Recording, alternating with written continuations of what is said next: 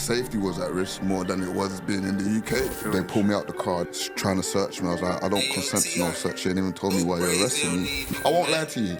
I was banking on the fact they let me out. Yeah, so of course, I feel like it's a psychological trick they play on to break people, right, in the jailhouse. Delinquent Nation, Prison Diaries, we're back. Got my old friend Michael, owner of Werewolf Entertainment, also known as Mr. Wolf. Yes. What's going on, my bro? I'm cool, my guy. Long time. Long time, man. We actually go back, way back to, I think it was Wayland, innit? Mm-hmm. And I don't know what year that was. I think Rochester as well. I don't know if he was in Rochester. Nah, I wasn't in Rochester. I thought I knew from like High Point times, but it was Wayland, and I think I was in Wayland like 013 or 014, one of them years. Yeah. I don't remember, but it must have been Wayland. But I mean, you was very like.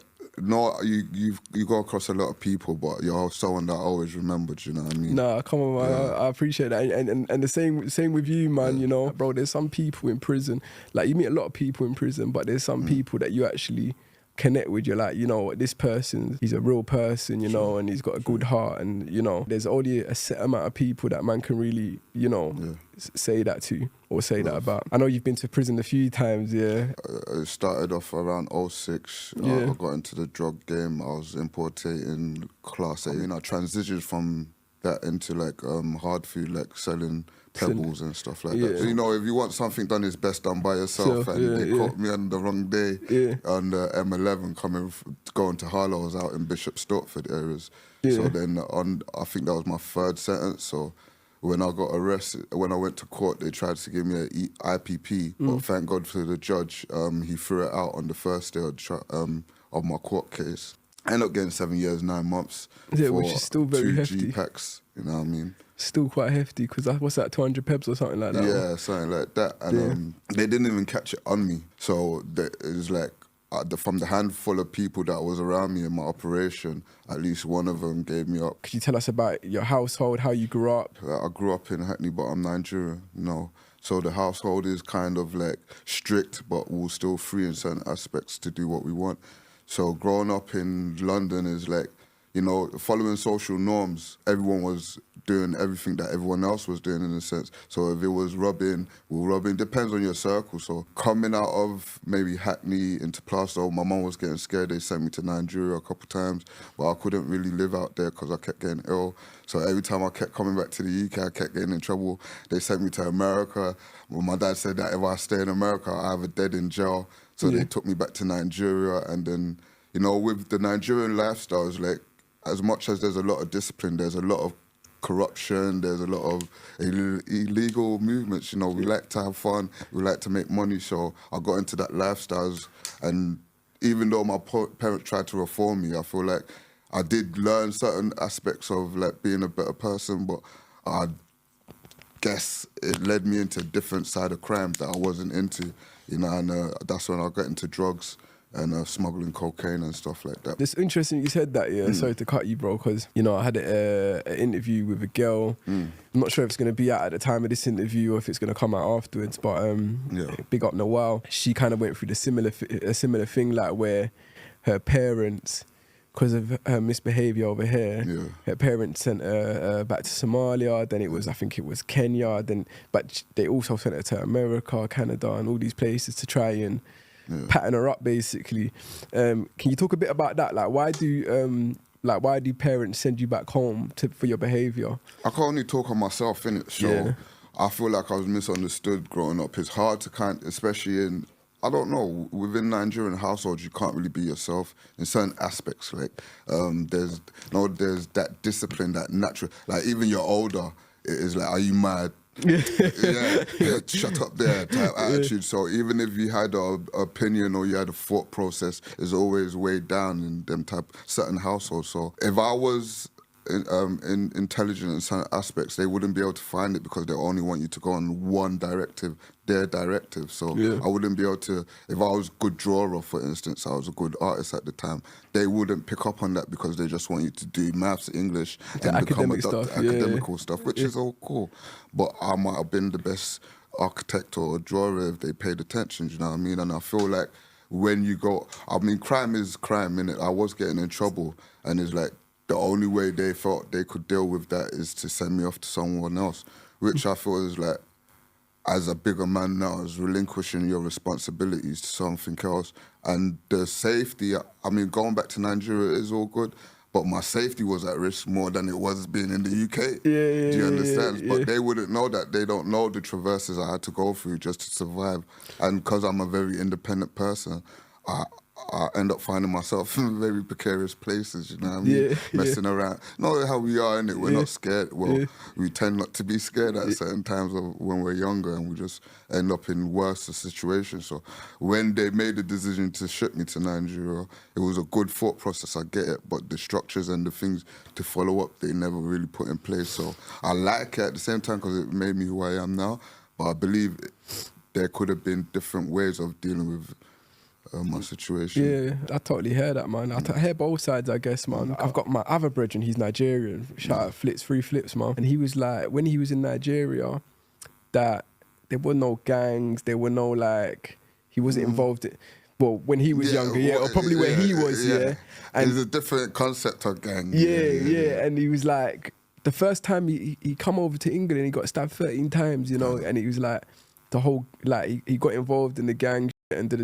but he thought that black people over here was worse than obviously black people back home and stuff like that, and that was his idea of things. So I guess the parent, obviously that comes with a lot of discipline. Obviously in Nigeria you're allowed to discipline your children, and there's less respect here for your elders because, like you said, when I was brought up here, anyone that was older than me that was good peoples, like if it was a man, that's uncle this or that's auntie that. Do you know what I'm saying? You had to show respect to that That's necessary, elder. I mean, to the extent where if you are able to express yourself as a younger person to your older, it's different. You know what I mean? Like there's no kind of, and now where technology and people, the generation, I think is systematic with a certain generation where they want to uphold a certain standard, like not trying to be racist or anything, but that white collar, you know, behavior, like, you must be a certain person in society. Whereas now you could be yourself and you excel. Do you know what I mean? So, I mean, the disciplines they put in place then is not necessarily bad, but it kind of restricted us from actually achieving greater things, you know what I mean? And I feel like it kept us following other people, whereas we couldn't be ourselves. I totally agree with you, bro. I feel like, you know, there's like a certain blueprint that a lot of parents like set out for their kids, Like, you know, you need to get all your GCSEs, you need to get all your A-levels and the university, whatever. But then at the same time, bro, I feel like, what about the people that are not academically smart, but they're good with their hands? Like you said, like artists, they can get into architecture, or like, say, for example, they like plumbers, and tradesmen, they get paid bread, you know, like, you know, and I don't feel like for me anyways, when I was in school, if you did D&T, which was like design and technology, you was considered dumb. You know, like, you picked D&T. What school did you go, by the way? I went John Loughborough. Okay. It's shut down now. The school was, but I went John Loughborough, and like, I chose. I mean, I didn't choose D&T, but it was one of the. Yeah, it was one of the things that I went into, and you was considered to be like, because most of the people in that class would be like.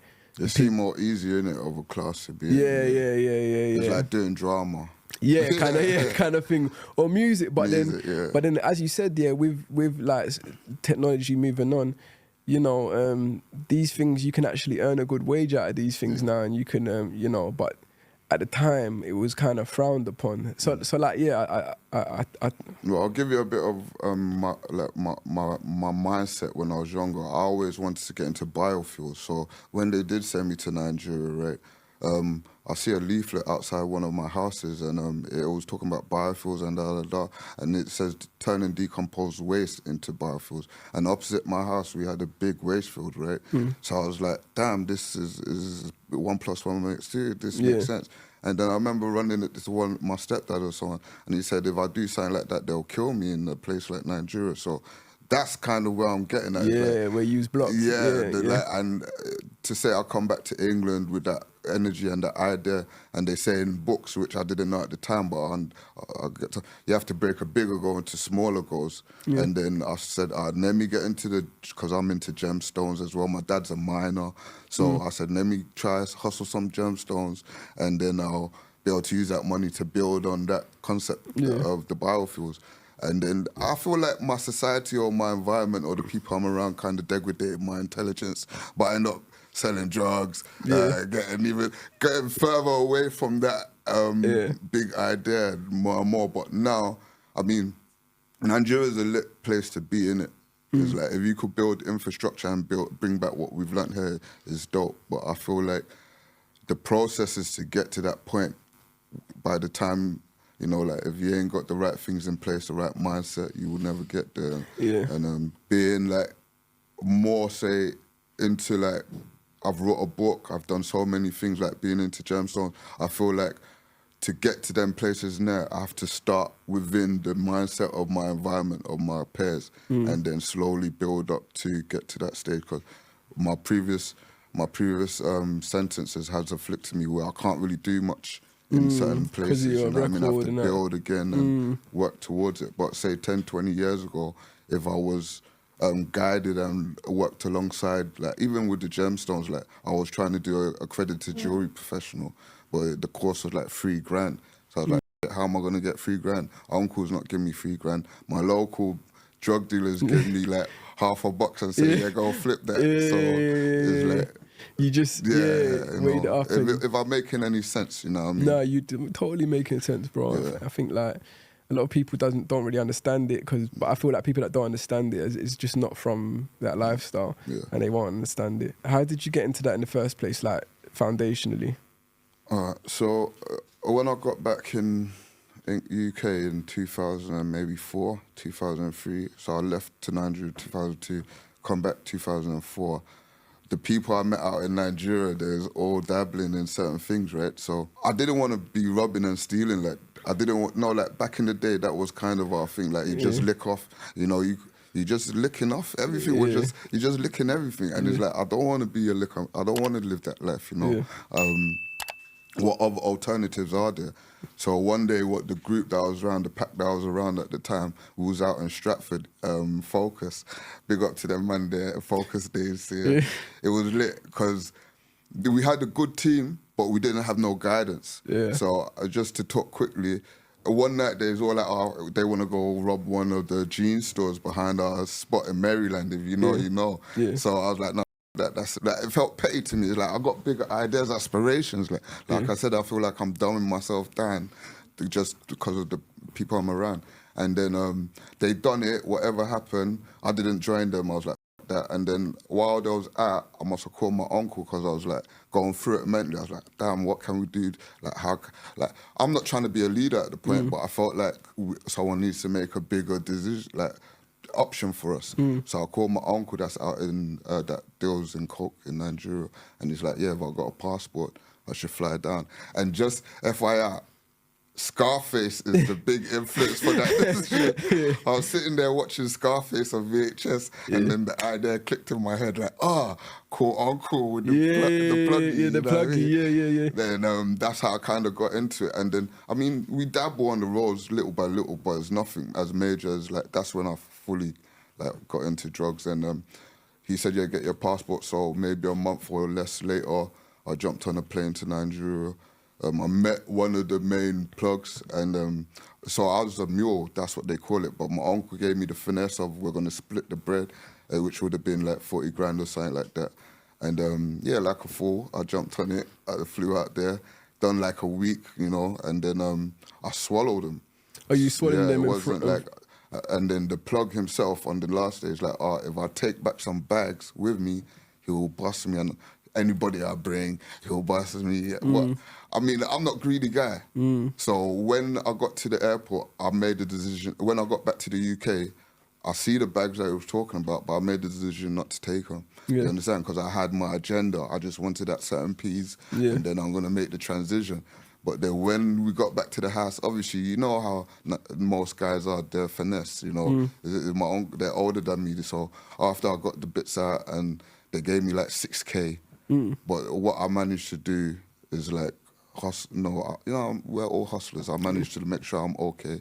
Made an extra little 3K out of it, and then I went back to the hood, split up with the man them, gave the man them a better alternative than robbing, do you know what I mean? Yeah. But because I wasn't much of a leader, like my right hand and my left hand at the time, one of them started smoking food.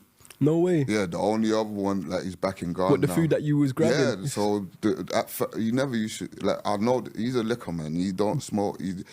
And then money just started going missing. So some money's coming to me, but every food I was giving to my left hand, he's not coming back crazy. He's like, I got robbed, I got this. Then the remaining bit that I had, I was like, let's whip it and try to do something with it.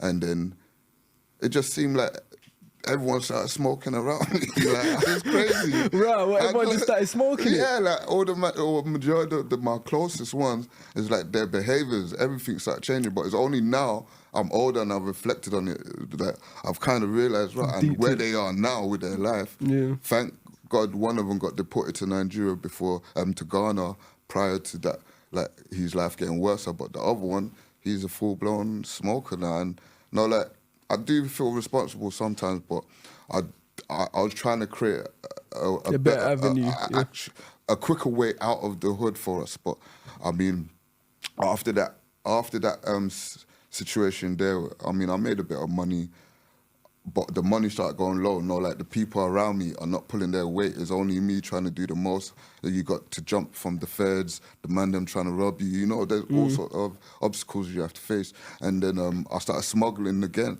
So that flopped. I bought weed after the coke finished. The man them, I think we lost all the weed in Carnival. The car went missing, everything. No way. Yeah, back then it was a madness.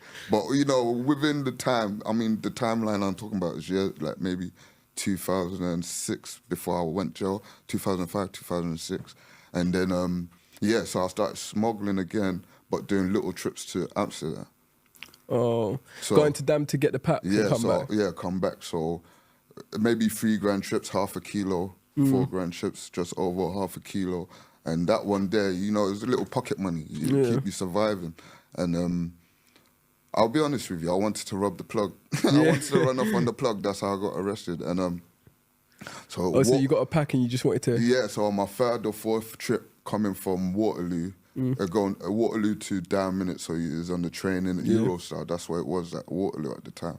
And then, it was crazy because the guy was begging me. He's like, don't go. They're cool guys out there, They used to treat us, we would go red light. I never done nothing with none, but it was cool. Smoke some weed, you chill out. Then the next day, there's a process. You don't just take the food. You have to go into a different room, change your clothes. Then I bypassed that whole process.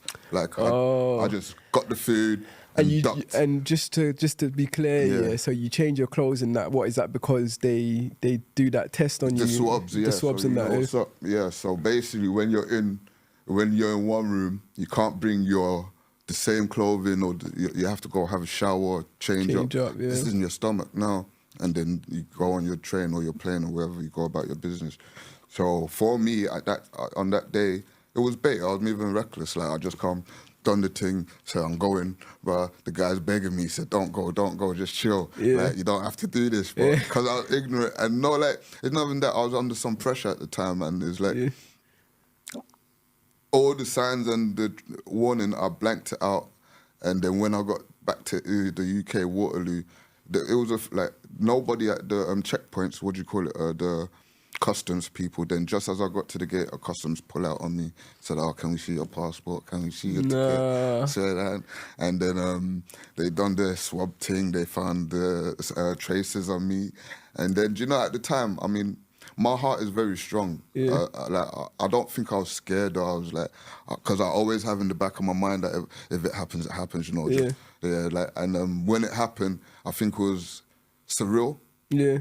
And then when I think in Feltham, no, not even in Feltham, because he had out the packs. Yeah, because I know about this process, but I'm sure a lot of people don't know about this process. I don't want to bore you. Of course not, bro. Yeah. I know, obviously I've done it. I've been around a lot of mine, I know, you know what I mean? But a lot of the listeners, are probably thinking, right, you stomached it, you know, you swallowed all these packs or whatever, yeah. How they getting it out of you? I know a certain man that's had to wait all 15 days and that, like, but go on, talk through the process. So at Waterloo, they done the swabs. Obviously, they found the traces. They put, it's like a cloth. They hoover it on your clothes, and then any particles they put in a machine, it will detect it.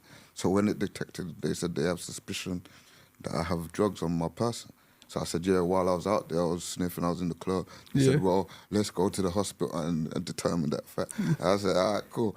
I said, I don't want to go to hospital. They said, well, you have to wait 36 hours or something like that. Yeah. And then I remember my solicitor, right, he's like, either go crazy or go to jail. Yeah. So I was like, oh, let's go to the hospital then. Yeah. I was panicking that they're going to bust inside me. So when they go to the hospital now, they scan your belly and then they see they saw all the pebbles. Then they took me to, there's a detention centre down in near Feltham though, I've forgotten.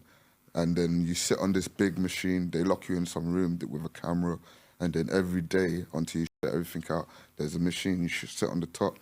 When you sit in, they got their hands in these gloves that are washing out and they're just putting the packs aside, counting up your packs. Counting up your packs. I remember there was one young girl, like maybe 16, crying her eyes out every day.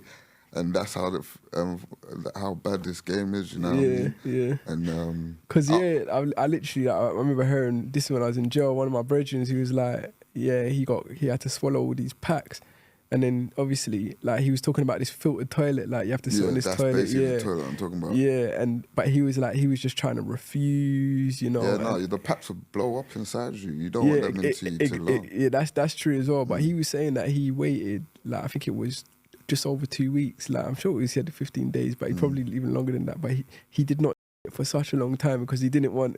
But obviously, he's thinking that they might let him go, but they won't, innit? Until they get the pack, they're not letting you go, innit? As long as you know. And not only that, it's like, you have to remember, right? You're carrying Class A drugs on you. Yeah. You know what I mean? You're like, right, they want you. They're never going to ever leave you. Yeah.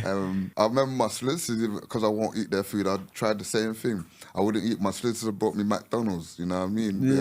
They played the game as much to get me. And that was cool. I maybe had like 68 pieces. I was trying to keep 8 pieces. So I told them 60. Yeah. You trying to keep some bits for what, when you go to jail? Yeah, I'm trying to reserve some packs. Yeah. But they got everything. I mean, I feel like they could count it in your intestine. But anyway, that was a long time ago. That was like 06, right? And then going through that sentence, I got 3 years, 9 months for that. I done well after that sentence to stay out. You know what I mean? I tried to get my life in order. I think I was studying. But it gave me a chance to kind of understand myself, what I want to do. And I kind of built my business plans and ideas. Like everything I'm doing now, it started then in that first sentence. Okay. Where I had enough time because in reality, you ain't got enough focus. There's too much distractions, trying to make money. Whereas in the jailhouse, they're feeding you, there's electric. All you have to do is sit down and know what you want to do, right? So when I got out on that sentence, I think I got out in 07, 08. I think that's where we met in that timeline there. Yeah, I think so, yeah. And then in 08, I done my best to stay out. I did dabble with a couple other things. I think I built up a line, started doing things, but I didn't do the smuggling thing. I stayed away from the roads as much as I could, but it's inevitable. You need to survive, Everybody in your vicinity is doing certain roads, so. So I was going to say, so there's some people that will be saying, right, why didn't you learn from that? Why was that the only option? Because there's a lot of people that's going to say, like, why? Lack of guidance, I guess, and there's like not even lack of guidance. Take responsibility. So to cut it, I'll get you. You know what I mean? I'll say everything that I wanted to do. Nobody's into what I'm into. Yeah. Especially back then, like I was doing content creation for. I won't even mention their name, for people within the music industry, but they weren't giving me the credit or bringing me along where they should have, you know what I mean? Yeah. I mean, we used to do a lot of things I used to do a lot in the music industry subtly, and now where we are now in the industry is like, I was actually doing them things time ago. Them man just chose not to bring me in, so it's like, I end up refraining back to my old ways because it's like, even when I was doing like food prep, for instance, I was studying food prep level 2. I've done level 1 in jail. Come out and it's like I'm cooking food, but I can't eat. So I'm cooking and I can't eat the food. And then it's like I thought this, I'm going back on the roads because it don't make no sense. I'm hitting, then I'm finishing the course. I ain't got nothing to eat. I'm just out, like, and it's taking majority of my time. So I feel like if I had the right people around me, guidance in certain aspects, I most probably would have been able to stay out of certain life. Whereas that's all I knew. After a while, I was like, this is gonna flip. If I flip that, I'm gonna make a quick 10 rack, or I'm gonna make a quick 5, or and then getting lost in the source is another problem. I'll put that on myself. It's like when you get stuck in that habit and consistency of shotting or doing whatever you're doing, it's hard to make them transitions, you know. There's something powerful like my last sentence and the reinforcement of not wanting to go back and have to do that. You understand? So maybe I wasn't in jail enough. The third one done it for me. I don't know what to say. No, I hear that. I hear that, bro. If I'm making sense, you know what I mean? And this third one, the last sentence I done, it kind of helped me structure what I actually want to do. Because from my 20s, I started going to jail early before my 20s. So it was like, I don't think I had any breaks to kind of figure out what I actually want to do, or anybody beside me to say, oh, this is the best way. Whereas now I've like-minded people around me. I've kind of built up a similar mindset around me, do you know what I mean? Whereas technology's had people kind of see what I was trying to do many years ago, you know what I mean? But at the same time, you still have to show yourself. You have to add value to yourself before people want to add value to you. So your last sentence, that was obviously the most recent, and they gave you, what was that, 7 years? Yeah, 7 years, 9 months. It's a long time for, what was that, possession with intent? So you do half, innit? Yeah, but it's still a long time for that type of crime, because it was possession with intent, right? Yeah, so you get 7 years, 9 months. Did you go guilty for that? So not at first, because they didn't, like I said, didn't find the food on me. And I was being naive, I was being dumb. My plug at the time is like, he was already in jail as well. Just a week ago, I was like, be careful, man. And then was you licking them yourself? Yeah, I was hitting them. The reason why is because everyone else putting on there, they're either getting robbed or there's some type of hiccup, or you know, like they say, I'm a hands-on person. Like I'll make sure I'll turn a land from 0 to 3 grand. You know what I mean? And it's like I can't afford for that to go to waste, and then. On reflection, is worth it going to waste, isn't it? Because vanity is vanity, innit? Equals vanity. So it's like, I didn't gain, I've lost it, it's gone now. I shouldn't have risked my head. But at the time, it was like, I ain't running around like that. And then this kid's just going to make me lose everything. Go sit down, I'll go do it. And at the time when I got back, I was actually with one of the workers flying them up there. And then it's like, you know, like, it was a female. I know the game we're in is not the best, you know what I mean? It's not like I enjoy it, but you gotta do what you gotta do in it. And it's like, with her, when I feel like, when the pressure came, she crumbled, do you know what I mean? Okay. And that's the problem, you know, like, I don't like putting people in I didn't like, because when the pressure comes, are they gonna crumble? And I can't afford it, but it's like, I done what I had to do. And it didn't work out, so it is what it is, you know. I ruled my bird, do you know what I mean? What's the word, like? You're accountable. I'm accountable, that's the good one for my actions, you know. I ain't blame no one, is the choices I decided to make. What was your thought process like? Because then, you know, you're going to have to spend almost 4 years behind the door straight. Well, prior to getting, like, anything I do, like I said, especially in crime, being accountable for my. So I've already programmed myself. If I get back, just get rid, just reinforce my brain to get used to that thought. Like, if it happens, it happens. Don't let it overwhelm me, you know what I mean? Because I've been living a precarious life growing up, so it's easy for me to kind of be like, it is what it is, you know what I mean? We're going head in. Like, if it busts, it busts. If it not, you know, we tried the thing. And then, when I got that, because I've been in jail 2 times before, you know, like, I've always told myself when I'm 30, I'm knocking it on the head, like, this road thing, if it don't work out. So I went to jail when I was 28, so I already knew in my head that, like, when I get in there, it's all about getting my nut down, you know, like, I call it the free, you know, mental, physical, spiritual growth, innit? So it's working on those 3 things, you know, and I think from 2015 I was in there, I could give you a bit of what went on. It was a hard road. Yeah, definitely want to get into your prison journey, man. Yeah, and then to where I started actually working on myself in 2017 and kind of going gym and focus. It was hard to get to that point. Even writing a book, you know, that's how much my discipline was. Did you start writing it in jail? Yeah. It's crazy, man, because I started writing in jail. I'm not a writer or nothing like that, bro, yeah, but I started, like, I remember landing in Belmarsh, like, I remember knowing I had the judge gave me 10 years, and I was like, bro, I'm here for a minute, like, you know, let me start. Can I ask you, sorry to cut you, what was your feeling when you got your bed? Bro. Similar, like, but 10 is a lot, like, to hear 10. Yeah, to hear that, bro, because I always say this, that's like the whole of secondary school, innit? Yeah, do you know what I'm saying? It's 5 years, you got to spend, I spent half of it, innit? So I did 5. Bro, I felt rubbed out, I can't lie to you, bro. I felt like, because I think by the time I got sentenced, I went in at 24, by the time I got sentenced, I was 25, and I knew I was coming out close to 30, innit? And I came out literally 2 weeks before I was 30. And I said to myself, I was just like, I'm going to be rubbed out. Because you know when you're younger, you see 30 as this big age, like you're a big man, you're meant to have kids and have a yard, and that was my thought process. I don't know if everyone else thinks like that, but when I was a younger boy, I was like, but I'm gonna come out 30. I'm gonna be rubbed out, big man, no kids, whatever.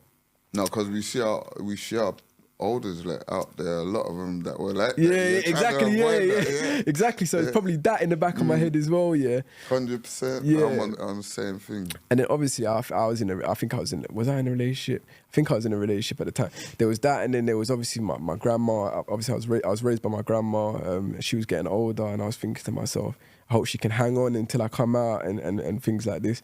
I had so much ringing bells a bit. Right? Yeah, so much things was going through my head, but at the same time, I knew I had to do it. But then, obviously, I consider myself smart, innit? Like, maybe not academically smart, but more as like, I'm going to use this time to be constructive. And I got into books, and I got into, obviously at the same time I was getting parcels, I was doing all the fuckery, but then on the other hand, I was educating myself, and I was like trying to find myself as well, and, you know, trying to find the formula so that I don't ever have to come back, kind of thing. And then towards the end, that's how I kind of managed to find a way with God as well. I have to put God at the forefront of everything, you know. For me personally, that kind of helped me to, you know the ones there, that kind of helped me to get to where I am now, because now I've done a full 360, 180, whatever. Do you know what I'm saying? Transitional skills. Yeah. And it's hard to transition, bro, because, like, you know, from the old sentences, like from when I was around you or whatnot, you know, I was still very much on the roads. I had so many different people around me. Mindset different. Mindset was different, and I just thought I could make it with on the roads. I thought somehow I was going to be lucky, you know. But then, it never works like that, bro. And, you know, like, even like with what you just said as well, like you had the blueprint, bro. You had like the plug, your uncle, you know, and then things just, the world just doesn't work. Like, it's not going to be that smooth as how you plan it, you know. But I feel like when you're doing things the right way, you have less obstacles in your way. That's how I feel anyways, bro. But it's less. I mean, it's just less detrimental to your growth. Because like, the obstacle's not going to be like you're locked up kind of thing. Like, I mean, I done an event the other day, right? I put on an event the other day, and the sound guy dropped out, so I had to cancel, right? And it's like, I kind of weighed it. I was like, imagine what I'm doing now before. If it was like I got bagged, like I done a project in the sense of I wanted to go start up in Doncaster and I got bagged. That's an L I'm taking for the next 10 years. For years. Losing that event and putting all the energy and time and it's not working. It's an L I could afford. I'm happy to take. You just lose time and money, kind of thing. I'm still out here to do it again. For real, And similar thing happened, man. When I first started getting into this filmmaking stuff, I started a short film, and I had like a lot of my podcast guests on it. Everyone showed up. Spray showed up, shout out Spray, Pinky, a lot of my brethren and that showed up, Billy Miyagi, like a lot of the man them that was on my podcast came up for this short film. It was going to be a cold short film. And then one of the main characters, he's in jail right now, but Cause like obviously I wasn't funded or nothing like that. I had a bit of funding. You know, I think I started a GoFundMe, had a little bit of funding, but then I used a lot of my own money. And yeah, bro, like making a film's expensive. I didn't realize how expensive it was, innit? So then, yeah, by the end of it, like literally towards the end of the film, the main character got nicked. So it was like we couldn't even finish off the scenes and that, and he's still in jail up to this day. And it was like, oh, that was an L for me. But then at the same time, it's true you said, like the L could have been like a few years out of my life, which should be like worth a lot more. Do you know what I mean? So I just had to kind of hold the L and just move on, like. And that's just kind of like, you know, how life works, innit? It's a good way that you've put it, because it's true, on the roads, the L's you take, it's taking out your years, I innit? might not articulate it well. I get you, man. It's a good analogy. Yeah, analogy, yeah. So, what do you call it? Like, even with the jail thing, so I love what you said. It's like, obviously you feel robbed out. So that's why, like, when I did get sentenced, like, I have to be like on my. It's like I can't be about, because when I do get out, I don't want to be like that rubbed out guy. Like subconsciously, I was like, yeah, whatever I can do to improve myself while I'm in here, I'm finna do. So I mean, I started banging weights. I wrote the book. I've done over 18 qualifications, but it's not like a majority of it has helped me since I've been out. I mean, I come out in 2019, you know, and it's just coming out under COVID. I done like maybe motor mechanics. And it's like, all right, cool. I've added value to myself to be able to come out in society and apply myself. But society, are they ready to accept me? And then COVID came. COVID comes. Like, I couldn't even do nothing. Yeah. Let's talk a bit about that. So because I was in throughout COVID, you know, I think I was in, got released on the second lockdown, and I came out into this because I went away 2015, came out 2020 mid lockdown, and it was weird, innit? Because I come out and everyone was wearing masks. You know, there was rules in shops and another thing that was different for me when I came out after such a long time was everyone was glued to their phones, literally everyone, you know. Everyone just like was looking down at their phones, and that was something that I wasn't used to either. But for you, you know, you went away 2015 as well, right? Yeah, so I went in 2013 on my second one, came out 2015 and went back in 2015. So not really a break or nothing like that. It feels like I've done the whole. That's kind of how it is, bro. Like, you know, you just have a break outside, taste freedom for a bit, and then go.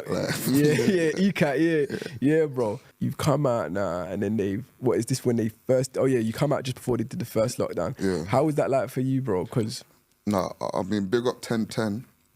This is my boy Margot. It's Margot. So luckily I knew him, right? Because I wasn't planning to build on werewolves as per se, but it was in the back of my head, like, get some funding behind you, you know, graft, do the mechanic thing, whatever you can stack up, then build into the brand, innit? And then my boy, just 1010, he opened up his studio, his music studio. He was like, come round. He was doing a music video for his new artist, and it was lit, you know. It kind of gave me that inspiration, that raw. And then when they said lockdowns and no one's trying to hire nobody, I was like, this, I got my driver license, I was out and about, you know, so I was going to shows. His studio was active. Like, he was, I would say, a lot of the work rate that he put in the initial stages was due to COVID being locked off because the roads were free. Everyone just needed something to do. So not everybody realised that what I was trying to do at the time, but I feel like if that didn't happen, werewolves wouldn't exist now. So COVID did have his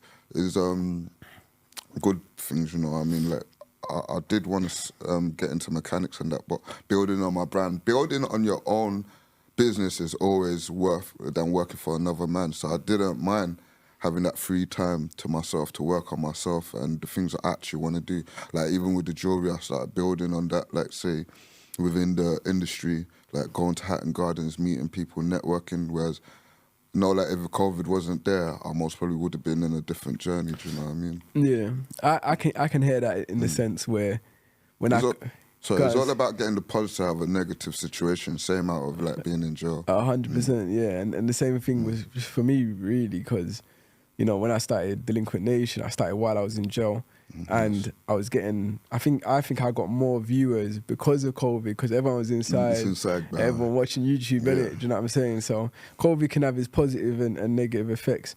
Because I heard, obviously I was in jail for the first lockdown, but how was it like? Because I heard that no one was on the roads, like it was just like a ghost town. And Yeah, at certain times it was like that, but people are out, you know. I mean, police would just pick and choose who they want to arrest. And if I could talk openly, I got arrested once for the COVID thing. I was going to clean my car because I want to go see my daughter. I didn't want to put in the car because COVID, you get the car clean, so they stopped me anyway. I had my drop top off. I was banging music. So the bully van see me, they said, no way, this guy wasn't. They put me, But I didn't know I had something in my car, I'm not going to say. And I was like, so they took me back to the station anyway. And then when I got to the station, one of the feds, he's crying, saying, oh, he's lost his job due to COVID. His dad lost his job due to COVID. Like, COVID is this and that. And you know, like, it's all like, his dad lost his restaurant. He didn't even want to be there. That is all a farce and that. This is a policeman saying it to me at the time.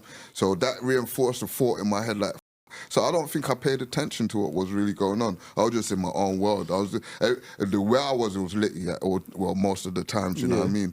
I think at one stage during COVID, I did get arrested for like having some weed on me, a couple packs on me, and I think that was the only thing because the roads was less busy, you know, more identifiable. Sticking out. What was your darkest moment through all your sentence? Oh, damn. Yeah, I did want to bring... Yeah, so on the first... So like I said earlier, they beat me up when I got arrested. The officers, they pulled me out the car. They're like, trying to search me. I was like, I don't consent to no search. They didn't even told me why you're arresting me. And the guy said, we could kill you right now if we want. I was like, what? Before I turn around, he's banged me in the face. They're stamping all over me. I'm on the floor. They've got me a handcuff behind my back, and he's got his foot on my elbow. So I'm face down, and the cuffs are like behind me, innit? So he's putting his foot on my elbow and pushing on, and you know how their cuffs are with the black bit is just ripping up my hand. And he's singing some Roman Catholic song while he's doing it. That was daunting. That was like sinister wild, stuff. Right? And then when I got in, because I didn't give my name, I wouldn't say who I was. Obviously, they were moving mad with me. They beat me up, so I was moving mad as well. I was like, I ain't trying to have it. And the Fed man that were there, they're all undercovers. They're like Scotland Yard. So he's banging on the table like, what's your name? Like shouting at me in the office desk. And I look, I said, I swear I know you. And then he started going mad. He said, where do you know me from? Blah, blah, blah. It was traumatizing a bit, but I thought they're going to do me. I thought, not like in the movies or like in some country you think, the feds have this power that they'll just put you in the back room and they'll dump you. And then just say, there was a freak accident. So anyway, they picked me up, put me on to scan my details and that. The woman actually put me down for Saudi Arabia, that I'm from Saudi Arabia, which is, it still affected me in the prison sentence because when you're moving jails, they're like, where are you from? And they're like, I'm like London. They're like, nah, you're from Saudi Arabia. Like, it's crazy. They really done a number on me. But when I got to Pentonville, to get to your point, the worst situation, the darkest moment I had, I think it was like a good moment as well, because even, I was saying, even when I'm off track, I'm still on track, right? And that moment there it was a big point in my writing my book and like becoming more focused with myself and actually being conscious to my actions. So basically, they told me I'm going home. On my first, so 2015, maybe November, I got arrested. So, not October. So in November, they're saying, I'm going home. You know, your first 2 weeks or whatever, they say, there's something they call it, innit? Is, now when they give you early release, I forgot what it is, right? But they say, because I've been in for a certain amount of time, I think it was 28 days, that I go home or something like that. And I was telling them, no. In my case, they're not going to let me out, you understand? But they followed up the procedures. And then when it got to the day, the woman was smirking. Oh, was you on a recall? Yeah, so no, when you're... Fixed term? Yeah, so when you're on a recall, they usually give... No, I forgot what it is, I'll remember, but they usually... Like, if you're a certain prisoner on a certain sentence, they let you back out. after 28 days or some crap like that. I've forgotten so what. I know you got like fixed term recall, which is 28 days. Yeah, that's what I think it is. And then after 28 days, like they got to let you out. But then if you're standard recall, they can keep you for as long as your license is. Yeah, so I think they thought I was on a fixed term, but because I was on actually, you're right. So I was already on license at the time. So I was on a normal recall, innit? Like, so they thought 20, but I had another case. Pending. Yeah, pending case. Yeah. So I'm trying to tell them, bro, you're not letting me out. Like I got 2 G packs on my name. Yeah. You're not letting me out. And they're like, oh, you're going.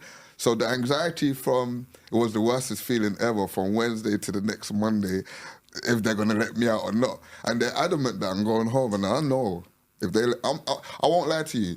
I was banking on the fact they let me out. Yeah, so of course, I feel like it's a psychological trick they play on to break people, right, in the jailhouse. And on the day, they got me out. They're like, I think I have to pack all my stuff. I have to get my brain ready. Like, even though I'm playing the game as well, like, are they gonna actually let me slide? And then got to the reception. They're like, NFA. After letting everybody out here, leaving me to last year. They're like, oh no, not for release. I started bugging out. No I'm like, way. you taking me fucking. And then So you went all the way to reception. the reception, packed my bags, everything. That's how I said that is a plan thing.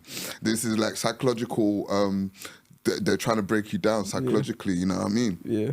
Because you're doing a long bird, I feel. Because I think the prison system has been around for a while, so they know these things, like what effects it has on people. And then, anyway, they said not for release. I see one guy that I used to deal with, officer, so black Nigerian guy. So he's like, don't worry, my guy, we're speaking our language. Go chill out. I'll look after you. I'll see you on the wing. Don't worry, you're good. So when I'm talking to him now, another geezer's come to me and try to push me back into the reception. I'm like, don't touch me, So forgetting that I'm in jail, he's put his hand on me again. Bow, I banged him. Another one come, banged him. So we're dancing now, And then I think I wrapped up another couple on. By the time they've overpowered me, put me in a leg lock, headlock, everything. They brought me down into the block. This is where it started getting sinister as hell. In Pentonville, the governor has his own private block. I don't know if anybody knows that. So you have your normal block, and then the governor has 2 cells, concrete cells, that is just his. And they got me in there, beat one of the officers. Obviously, I'm tied up. They've laid me out on my belly on the floor. Well, I had a big afro at the time. One's curled my afro out. Well, I remember he had a big dragon tattoo.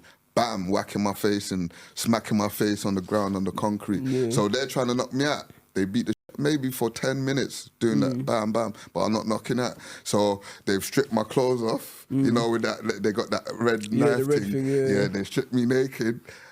And unknown to everyone, I had some bees still in from...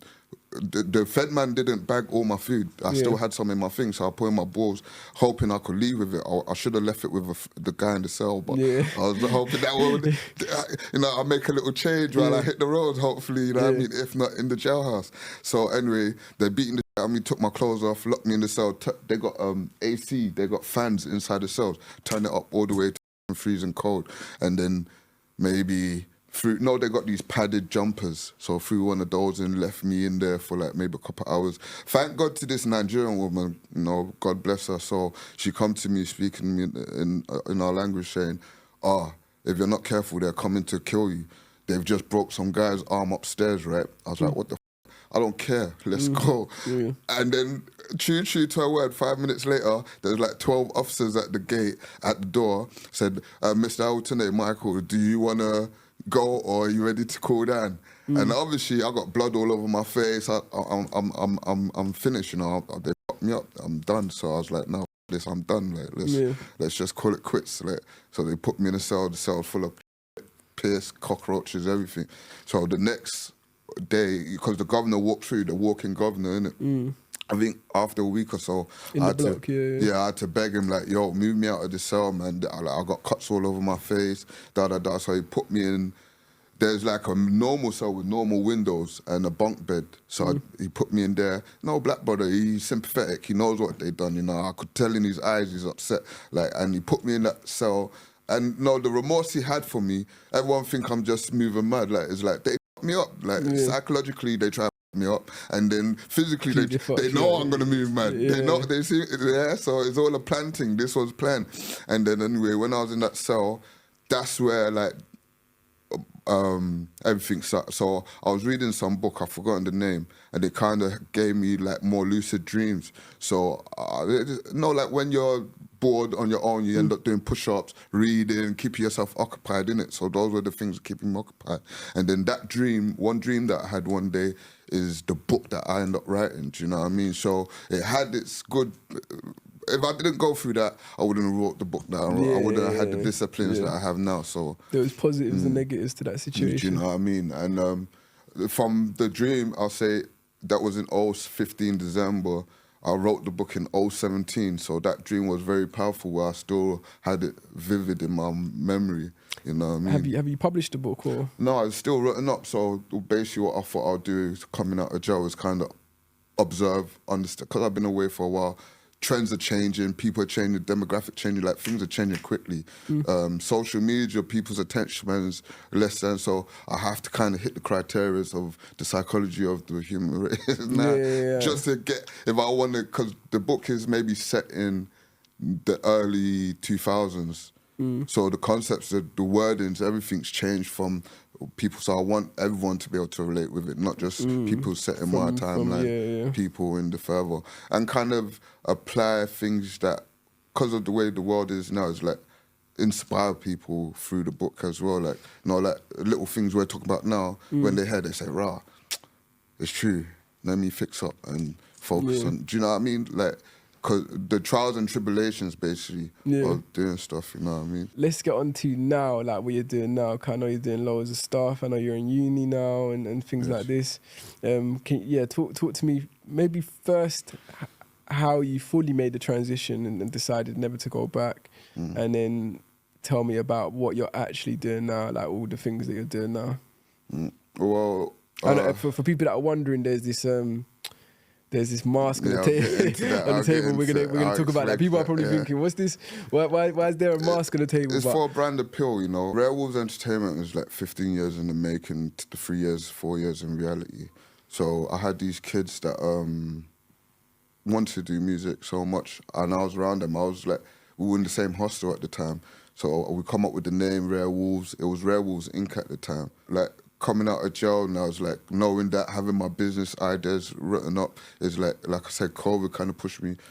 Shout out to 1010 again, like being around them, they used to take me out on tours, shows and stuff like that. So it was like, you know, building on my concept and what I wanted to do over 15 years ago. Technology's here now. There's certain things in place, like you could kind of be yourself as well. So Werewolves Entertainment is for ex-offenders, young offenders, to keep them out of crime and focus on creativity. So with my first artist, Effin Wavy, shout out to Effin, free Effin, even though whatever. He went against the grain, but is a pack. So is having that pack mentality. Like, I never throw him off and be like, he's just a waste man. I'm trying to grow someone. You understand? If he doesn't take heed, like they say, you take a horse to the water. If they don't drink, you can't force it, right? So I got him to a place where people were taking him in, but he didn't want to drink the water that we're offering him. So he went back to jail. So it's like, after that, it's like working, like adding value to myself as I can. I've just come out of jail myself. Like, there's a lot of trials and tribulation, obstacles, trying to feed and got kids, this, you know how it is. So just staying consistent as much as I can. Like, so when that artist dropped off, I have a concept that I created, is a podcast. Is called What's the Time, Mr. Wolf? Playing the nostalgia of our childhood game in school. And I used to always be the wolf, The name Mr. Wolf wasn't like chosen. Someone gave it to me while I was in jail, because I used to bang a lot of weights. I had I have a wolf tattoo on my end. They used to call me Wolf, so it only made sense to come up with the concept Mr. Wolf. What's your time, Mr. Wolf? And what it is basically, essentially, is give the artist a chance to perform, give them a chance to jump on my podcast, talk about their latest release, and not about them. You get to hear intimate stuff like random questions, and then I'll promote them online. You know what I mean? Try to create a audience, a new audience for them, and give them a bit of my audience and anybody. intrinsic stuff, I get a bit their audience, stuff like that. Yeah. And, you know, the university as well, LCCM, shout out to LCCM, man like JD, Yeah. they're very influential on what I do because they give us a platform to perform. They have an event space, so I let the artists perform in front of them. Matthew Knowles is like the controller, I'll call it, of the whole organisation. So there's a lot of influential people, which makes it more broader for them. They're not that they're just going to perform in some pub somewhere. They're performing with a select crowd of influential people, you know what I mean? And then we talk about them and then I promote them online. And it's very simplistic. I use the mask as a entertainment prop, you know what I mean? Yeah. Just to give a bit of, you know, like entertainment value. Yeah. You know what I mean? And more focus on the artists, you know what I mean? Yeah. I'm not trying to be famous myself, so I believe this mask here is more up to date, more for where we are now. I mean, if you ask me like what made me come up with the wolf concept, and that is like having the pack mentality, you know, like but in a positive way. Yeah, in a positive way, you know, like we're always outcasted as that bad guy, do you know what I mean? But it doesn't mean a wolf is a bad creature, do you know? The wolves are always depicted as a scary, nasty creature, but they're very empathetic creatures, you know? They're very smart, intelligent creatures. So I feel like I relate with them in that way. And a lot of us are kind of gone through this, like traversing this society like wolves, you know what I mean? Yeah. No, not wolves in sheep clothing. No, like proper. We in the jungle. Like stereotypically, I can't go nowhere without people looking at me like, you know, like and feeling away. And it's like I'm the most kindest, coolest person. Yeah, but facts. Yeah, you know, that's just how it is. You know, and like it's a concept. You know, and I believe with time, people start to understand. You know, putting the focus on the artist. Like I got a new artist called Prince Dollar. You know, I got an artist called Spielberg. You know, they're part of the pack. They push on the ideals of the brand, you know what I mean? Yeah. You know, staying focused in creativity, you know, creating, you know, being positive, like letting off, you know, not networking. Yeah. Like together, all of us have our own different networks. So coming together, we build a bigger network, you know? Like they say, your network is your net worth. So that's what it is, building a team of people that have the same ideals and goals, you know, within the entertainment industry and further. No, facts. And respect to that, man. Lastly, I want to ask if you have any advice for younger people that might be on the roads or, you know, in maybe a similar situation that you was in. What advice would you give to that person? I mean, I'm not where I want to be per se, but I'm on the verge of it. And the obstacles that I face, you know, you have to stay grounded, you know, you can't let them overthrow you. Like when I was younger, it was easy to get influenced, it was easy to get distracted, it was easy. Now it's like, there's no excuses, you know. And for the way the world is going now, it's like, you know, there's no time to waste, you have to make sure you're on your like. So I'll just say everything you're doing, try to be consistent. When you're going through like a down place, don't think that's the all and entirety of your situation. It's gonna change, you know. When there's a bad day, there's always a good day coming. Do you know what I mean? That's my belief, and I feel like this is a good day. I've gone through a whole lot of afflictions since I last saw you to say I'm actually sitting down with you again. We're in a good light, if you don't mind. Thanks for bringing me on your podcast. Like, it's lit. No, thank you for coming on, man. I'll say, look, I'll be straight, right? Nobody believe in my ideals or my ideas, even from family, friends, most probably a handful do, but they want to see it first. Like I said, you have to add value to yourself before anyone will add value to yourself, to you. So all I really say is keep adding value to yourself, whatever you're doing, you know. Even if it might seem like it's not growing or it's not doing its thing, just try to add to yourself as much as you can. And then with time and the consistency, it should come together. No. I back that 100%, man. Straight facts. But yeah, bro, it was good seeing you again. It's been a long time. We're here now. You know, thank you for sharing all that, you know, world of knowledge, you know. Thank you for giving me the space. You know? No, come on, my bro, man, anytime. And like I said, just shout me when you want me to come down. I'll come down, you know, that's on the record. You know, and man, Delinquent Nation, Prison Diaries. we at?